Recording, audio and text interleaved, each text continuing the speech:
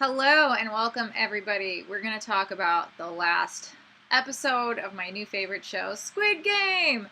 It is such a crazy show, and after watching the whole 8 episodes in about 2 days or 3 days, I think it was 3 days. I did it in 3 days. I just have so many mixed feelings and emotions about the show that I thought I have to do a summary of it. I did a reaction to the first 4 episodes, and some of my friends have been reacting to each episode, but I couldn't really do that because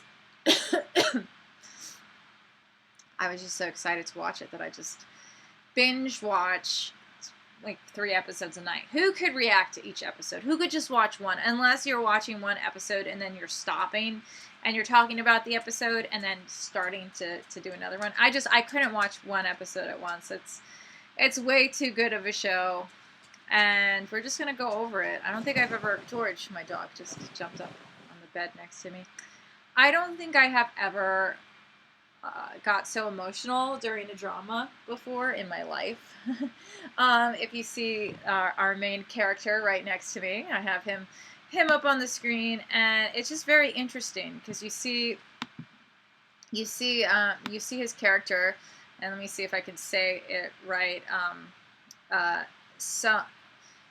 Seong, I don't know how to say it. Seong Ji Hung. I can't say it correctly, but the main character, who's to my right, you see him starting out as this happy-go-lucky guy, and even though he's dealing with all sorts of gambling things, he is just happy and he has a good spirit. Then we get to episode 8, and his spirit is greatly diminished. You see him just fall, even though he ends up winning the game, which we all saw that he was going to win. I don't know. I felt it from even the beginning. It's just he was too much the underdog throughout the whole show. It just was obvious that they were going to make him win at the end. But it was really sad how they made the female character, his kind of love interest, die. And I just wanted to talk about that for a little bit. So I think you say it's like I don't know how to say her name. I don't know. I'm not sure how to say her name, but I think she was like character 78, maybe. I forget. It's either 78 or I don't know. Yeah, it's Kang Sebyok or whatever her name was. She when she was going across that episode, I think it was the episode before the last, when they had to go across the glass pieces. It was just so crazy to see them go through, and he got really lucky.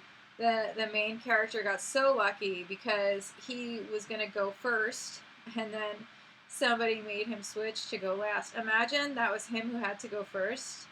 Oh my goodness, that's just, for sure. That poor character 96. Poor character 96. That was just really intense. It had a really intense last 4 episodes. I remember I reacted to it to the 4th episode. I think I got up to the episode where they played tug of war. But the next 4 episodes, they went so quickly, and it was just so intense. We saw everything kind of go into fruition with the police officer character who's looking for his brother, and then we realize his brother is the front man, which is just altogether craziness. And you just see the look, and he jumps off the mountain, and I'm really hoping that he comes back in the next season, because that's a very interesting kind of character struggle, is the one of the brother. Now, when his love interest dies, it's really sad, because at the end they get across the bridge, and then the bridge explodes, and pieces of the glass go into her. And that whole scene was crazy. I mean, it was really epic. I forget the names of the characters, but the 2 characters, like that really annoying character who no one wanted to be on her team, and then the kind of the toughest guy character and how she kills him, like, it was just, that was probably one of my favorite parts of the whole show, because you knew it was going to happen when she warned him. They fooled around and they hooked up, and she told him, if you screw me over, I will kill you. So it was that like, I don't know if you guys watched The Princess Bride, and the guy who's like, my name is Intero whatever, you killed my father and now prepared to die. It was like that kind of moment. Like, it was so that kind of moment of pure revenge. And that probably was my favorite moment when she just kills him. That was great. That was epic. Anyway, they get across the bridge. His love interest, all three of them, his best friends, her. Bridge explodes, stabs her in the belly, and she's just, you see her face, and she's just totally like in pain. But I wonder, I'm like, why wouldn't they just try to like help her? Why wouldn't she ask somebody to help? And then they have this like amazing Last Supper, and they give them all knives. So it's kind of foreshadowing that like they're gonna, for the last thing, they're gonna have to kill each other. And it was just really sad, especially that his best friend ended up killing her. It was just heart-wrenching. Why did he do that? So you see this whole thing kind of, coming, where you think that our hero, 456, is going to kill the guy, and then they have this epic battle to see who's gonna win. And he won. He wins the fight. He was there. He's gonna kill. He almost kills his friend, and he got a knife in his hand. It was an epic battle. And then they're like, okay, we have to kill his best friend. And then we realized they were friends, but we didn't realize that they were childhood friends. I didn't realize that they were like real childhood friends that played with each other every single day. And then I guess Sunjun, he kills himself. So the 456's best friend takes a knife and stabs himself in the throat because he was trying to forfeit the money. 456 was like, let's walk away from this. You don't have to die. I don't want to.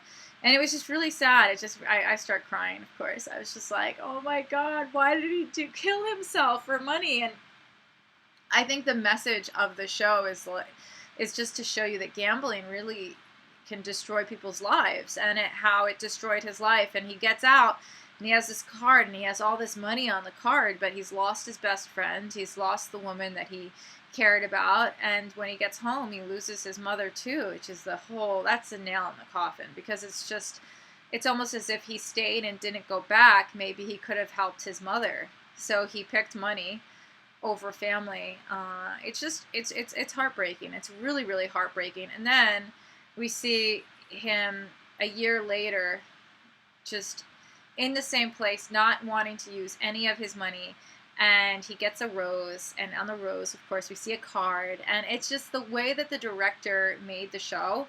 It is really smart, and it's just those really gratifying choices that when an audience is watching it, we're like, yes, I knew it. And we see the old man character that was his friend, 001, and he's in a bed, and we find out that he's really evil. He is really, well, I don't know if he's evil or not, but he is really one of the people who is in control of the games. And also at the end of the game, the front man told him that, you guys bet on horses, we bet on people. So it also makes you feel really guilty about betting on horses, because it's kind of similar to that. It just makes you feel bad about gambling altogether after watching this show. But yeah, it was definitely an amazing show, and I highly recommend it. I hope to see next season. And then I was looking at, he colors his hair. So after all this happens, the old guy dies. They make their one last bet. He realizes that his Goomba or whatever was supposed to be his best friend. But if the guy was really his best friend, wouldn't he have told him in the beginning? Wouldn't he have given him some kind of clue? It honestly, it seems like some kind of Illuminati-ish world of Squid Game. Like, if it maybe Illuminati, like, it feels like this is very, it felt very like really, really rich people. Like, he heard about this, and yeah. But really, really interesting stuff, guys. If you look it up, you can see that the director actually could not get the show sold for about 10 years and heard a bunch of no's, and then finally got an opportunity, and now it's the most popular show in the world. So it really, besides being a great show and teaching people lessons in the show, it can also, like learning about the history of the show, could also teach people a lesson about things they do themselves. And that's something I'm a huge proponent in, is this: never give up. Never give up. One person says no, maybe somebody else out there will give you a yes. But anyway, guys, I love this show.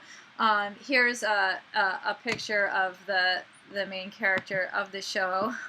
So I don't know how to say it. Sejuhan, and he's actually smiling, which kind of shows his character. You see everybody's faces throughout the show. When this is for his like ID, they look like angry or scared or whatever, and he's just like, yay! But by the end of the show, he's really sad, and he dyes his hair red, which kind of says that he is forever changed. That's one of the things I read, thinking, I read all these conspiracy theories after the show because I wanted to figure it out. It's like, this is so cool, I love this. But anyway, guys, thanks for watching this. Let me know in the comments below if there's any other shows you want me to talk about, react to. I love you guys, and I will see you soon. All right, bye.